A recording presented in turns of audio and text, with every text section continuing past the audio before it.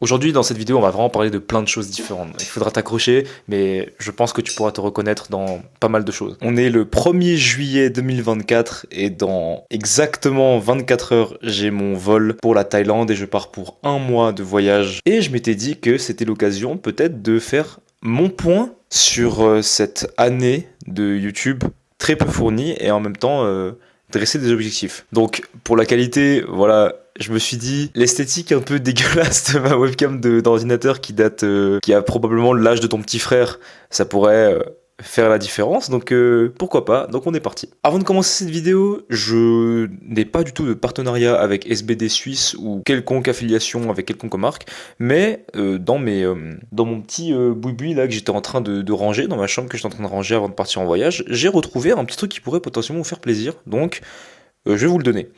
Il y a il y a quelques temps même, hein, il y a pas mal de temps, j'ai acheté mes premiers équipements SBD. Et à l'achat de cette commande, en général, chez SBD, on reçoit toujours, en tout cas pour SBD Suisse, on reçoit une petite carte avec 10% de réduction et un code affiché.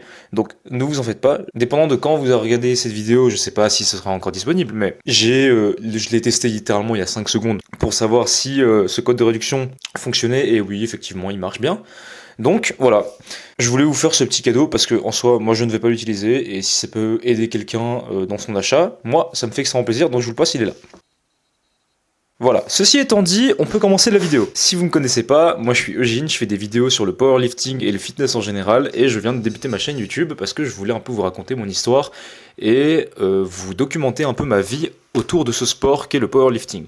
Donc pour ceux qui ne savent pas, le powerlifting ou la force athlétique, c'est un sport de force donc qui consiste à soulever ce qu'on appelle un total, donc un total de charge en kilos ou en livres. Le but c'est de soulever le plus lourd. C'est 3 mouvements, le squat, le développé couché et le soulevé de terre. Il y a des règles pour les valider, ces barres en compétition avec des standards comme tu pourrais retrouver par exemple dans l'haltérophilie. Donc ce sport je l'ai découvert il y a de ça un an. Ouais, il y a de ça un an, j'ai découvert ce magnifique sport et on va revenir là-dessus. Donc je pense que comme tout le monde, j'ai vu les vidéos de The Panache, beaucoup d'influenceurs français, aussi des influenceurs fitness qui faisaient une sorte de petite transition ou alors juste des vidéos en featuring avec des athlètes de force athlétique et tout de suite ça m'a accroché. Pourquoi ? Parce que à la base j'ai commencé le fitness parce que l'esthétique m'attirait pas mal. Quand je te parle d'esthétique, c'est vraiment faut le prendre au pied de la lettre, hein, vraiment l'esthétique des corps, l'esthétique le fait de construire son corps de manière belle avec des charges, avec des mouvements et puis tout cet univers qu'on a tous découvert un peu grâce à soit à YouTube, soit à TikTok dépendant de la génération dans laquelle tu te trouves. Et c'est comme ça que j'ai commencé la musculation. Et au bout de 1 an, j'ai commencé à vraiment m'intéresser,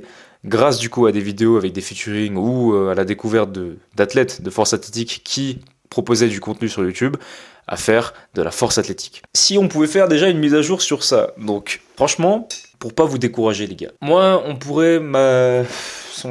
pourrais m'apparenter, en tout cas c'est mon point de vue, peut-être que c'est pas le point de vue des autres, mais moi je me considère un peu comme un rockly, c'est-à-dire qu'il y a plein de personnes, ils ont du talent de fou, ils ont des insertions de malades, ils ont la génétique, ils sont forts de base ou que sais-je, on s'en fout un peu, mais ils arrivent à soulever des tonnes et genre assez facilement et puis ça rentre assez bien. L'avantage que j'ai, c'est que quand j'aime quelque chose, je m'y investis beaucoup et je pense que c'est un peu une forme d'autiste, mais vraiment j'y ai trouvé un intérêt mais très particulier. J'ai vraiment tiqué sur certaines choses, sur certains plans techniques de manière assez forte. Ça s'est manifesté en moi de manière assez spontanée mais très très puissante comme ça. Et donc ça veut dire que j'ai pu assimiler les mouvements très rapidement. Mais ce que je peux vous dire en 1 an, les gars, donc ne vous découragez pas si vous commencez, vous pouvez faire beaucoup de choses. J'avais un soulevé de terre à 100 kg au début de mon année, un développé couché propre au standard de compétition qui touche mes pecs avec une pause sans lever le cul à 60 kg et un squat j'avais très peur de faire du squat, donc j'avais un max à 80 kg au squat. Donc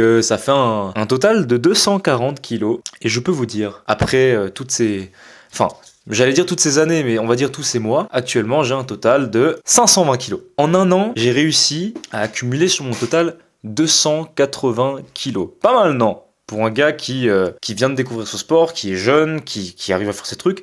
Je te parle au-delà des freaks, des malades que tu peux voir sur les réseaux, vraiment de manière assez réaliste. Une progression assez, pas linéaire, mais à dents de scie, de quelqu'un qui s'investit dans un sport qu'il aime beaucoup. Donc je pense que 280 kilos, c'est pas mal pour une première année de gain total. Et mon objectif pour la fin de cette année, je l'ai dit dans une ancienne vidéo, c'est 600 total. Mais bref, ça c'est des objectifs un peu superficiels. Si je devais faire le point sur ma chaîne YouTube, c'est vrai que j'ai commencé la muscu parce que je voulais documenter un peu ma vie sur ce que m'a apporté le sport, sur ce que va m'apporter le sport et un peu vous montrer comment moi j'évolue dans la vie aussi. J'ai commencé avec, je me souviens, beaucoup de vidéos de développement personnel, j'ai fait des talks sans cut, sans montage de 20 minutes où je parlais juste comme ça à cœur ouvert, ça m'a fait beaucoup du bien. Je suis passé par des phases où je me sentais extrêmement mal, où j'étais pas au mieux de ma forme, où mentalement j'ai eu ce hit, j'ai redoublé mon année et d'ailleurs j'ai passé mon année les gars, c'est tout bon. Et ça m'a fait un gros hit parce qu'en fait dis-toi de toute ma vie, j'ai 21 ans mais de toute ma vie je n'ai jamais connu l'échec scolaire. Enfin je parle d'échec scolaire comme si je m'étais fait virer mais ouais on va dire louper une année, je connaissais pas tu vois, je viens d'une famille, personne. Enfin, si, on a redoublé, mais tant que c'était pas. Tant que je l'avais pas vécu, en fait, je pouvais pas relate. Et c'est normal, mais une fois que tu le ressens, t'as plusieurs manières de réagir. Soit tu t'en bats les couilles, je pense pas que c'est la meilleure manière de réagir, ou alors ça te met vraiment une claque monumentale et tu te dis merde, j'ai vraiment foiré là. C'est pas le truc le plus grave du monde, parce que redoubler, faut pas croire que c'est la chose la plus grave. Regardez, enfin, je vais très bien, mais. C'est vrai que sur le moment, ça te met une claque et c'est bien de la ressentir, cette claque. Et à partir de ce moment-là, j'ai passé le meilleur été de ma vie. J'étais avec mon meilleur pote, on est parti dans notre destination de rêve, on est parti au Japon pendant 3 semaines. Et je peux te dire que ce truc, ça m'a fait un bien fou. Je vais pas vous dire le nombre de fois, les gars, où j'étais juste en train de contempler le paysage, où j'étais juste dans le métro, où je faisais des marches seul la nuit à 23h avec de la musique japonaise dans les oreilles, et le nombre de fois où j'ai pleuré, mais tellement de joie, J'étais tellement heureux en fait de ce moment, c'était vraiment le meilleur voyage de ma vie et là je m'apprête à revivre une expérience pareille en fait en partant en Thaïlande avec une personne aussi qui m'est très chère et j'ose espérer que je vais revivre ce genre de moment aussi. Surtout que cette année j'ai passé mon année donc ça va très bien et mentalement aussi ça va beaucoup mieux. Et donc voilà, j'ai fait beaucoup de vidéos, développement personnel je me souviens. J'aborde toujours un peu ce sujet de manière beaucoup plus nuancée parce que il faut savoir que le développement personnel, bah oui, on apprend beaucoup de choses très vite, on se fait rabâcher d'informations sur les réseaux, sur TikTok, sur YouTube, plein de youtubeurs qui disent plein de choses différentes, il y a plein de spectres différents, plein d'étapes différentes dans ce qu'on appelle le self-improvement, le développement personnel, en tout cas sur les réseaux sociaux, et on en arrive tous à une conclusion, mais puis moi j'en suis venu à la mienne, et maintenant je vais un peu t'expliquer ce que j'ai vécu et ce que j'ai envie de vivre par la suite. Il y a un truc qui a commencé à faire tilt dans ma tête, c'est pourquoi pas essayer. Et je dis ça parce que j'ai bien ralenti la cadence ces derniers temps sur ma vidéo. À la base, en fait, je postais vraiment juste sur mode vas-y, fais une vidéo, poste-la, fais le montage en une journée. Pas parce que c'était de la mauvaise qualité, mais juste j'étais tellement dans ce truc, j'étais là, vas-y, on envoie, c'était tellement bien. Et ces derniers temps, je me retrouve plus du tout là-dedans. Mon identité en tant que créateur de contenu, c'est tellement estompé. Je sais pas, j'ai sûrement encore une peur un peu de poster du contenu parce que je sais pas si c'est vraiment la bonne chose à faire, si c'est le truc. Et au final, quand je regarde mes perspectives d'avenir en tant qu'étudiant dans le cursus que je suis en train de suivre, c'est vraiment pas quelque chose qui me plaît et les études, c'est pas quelque chose que j'arrive à suivre. J'ai une capacité mentale, une charge mentale qui ne s'associe pas vraiment trop aux études. Après, je sais qu'on ne sait pas tant qu'on n'a pas essayé, mais de ce que je vois pour l'instant, ce qui m'attire vraiment, c'est entreprendre des choses, vous montrer des choses, explorer et faire transmettre. Donc ça, je suis en train de le vivre en fait, parce que je crée des vidéos sur internet, et j'ai une marque de vêtements, j'ai d'ailleurs droppé bientôt des sapes pour la salle, c'est vraiment une aventure incroyable, mais il faut pas croire ce qu'on voit sur les réseaux, c'est une aventure qui n'est pas si rapide, c'est pas la fast life que vous voyez sur les réseaux. Quand on commence, ça peut être lent, et c'est ça en fait qui décourage, c'est parce que c'est pas comme sur internet. Donc ouais, je voulais revenir sur ça, je vais te tutoyer, mais c'est comme si je me parlais à moi-même en fait. Si pour une fois t'essayais vraiment,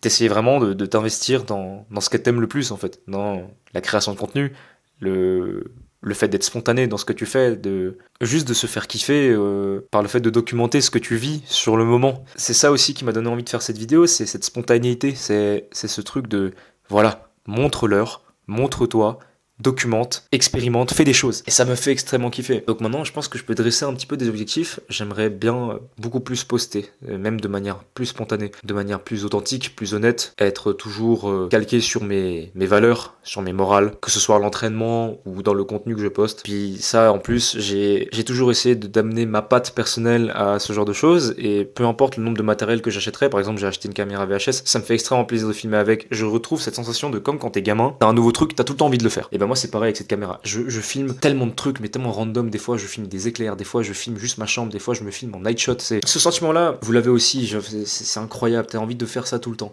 Mais sauf que bah je me limitais parce que j'avais un peu peur. Donc maintenant on va arrêter de faire d'être un peu peureux comme ça, et on va accepter d'être peureux, mais sans pour autant se bloquer. Donc je vais poster plus de vidéos de manière plus spontanée, et j'espère que ça vous fera plaisir, parce que moi en tout cas ça me fait quelque chose, c'est cool. Sportivement parlant, mes objectifs, comme je l'avais dit, je veux 600 total, donc c'est quelque chose de bien plus compliqué que ce qui n'y paraît, même si j'ai réussi à ajouter 10 kilos par-ci par-là sur mes entraînements, mais c'est vrai que ces derniers temps, avec les cours et le stress et tout, c'est des excuses, hein, mais en fait j'ai pas bien planifié mon truc, et mes entraînements étaient de plus en plus durs, et bah, du coup, vu que j'avais pas le mental à ça, ça s'est un peu lâché.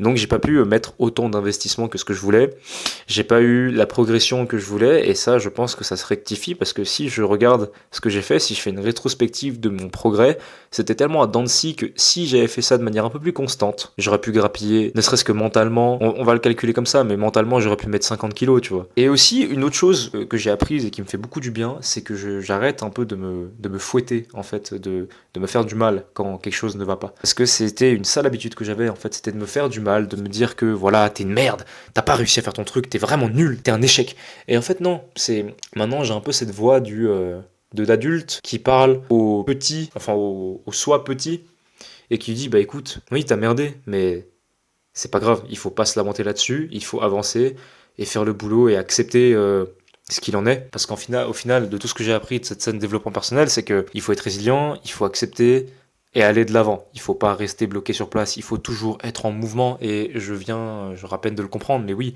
c'est ça en fait. Le fait d'être toujours en mouvement, le fait de vivre la fast life, c'est ne t'arrête pas. Il y a un échec, ne t'arrête pas. Tu peux faire une petite pause là-dessus pour réfléchir, mais en aucun cas fais une pause trop longue. En aucun cas ne reviens en arrière, ne t'arrête pas. Va toujours de l'avant. Et ça, c'est une bonne leçon que j'ai pu tirer de cette année, et ça me fait beaucoup du bien de l'apprendre maintenant. Je pense que cette année, le mot d'ordre, c'est pourquoi est-ce que t'essayerais pas? Et je pense que pour vous aussi, ce serait un beau mot d'ordre pour ce début de vacances scolaires, et je pense qu'on peut conclure sur ça. Voilà. Encore une fois, j'espère que ça vous a fait plaisir, cette petite vidéo, ce petit point un peu random, hein, fait sur une webcam à l'arrache à 22h, avec un micro-cravate qui n'est pas posé comme un micro-cravate. Et pour ceux qui l'ont mal vu ou quoi, je le remets là.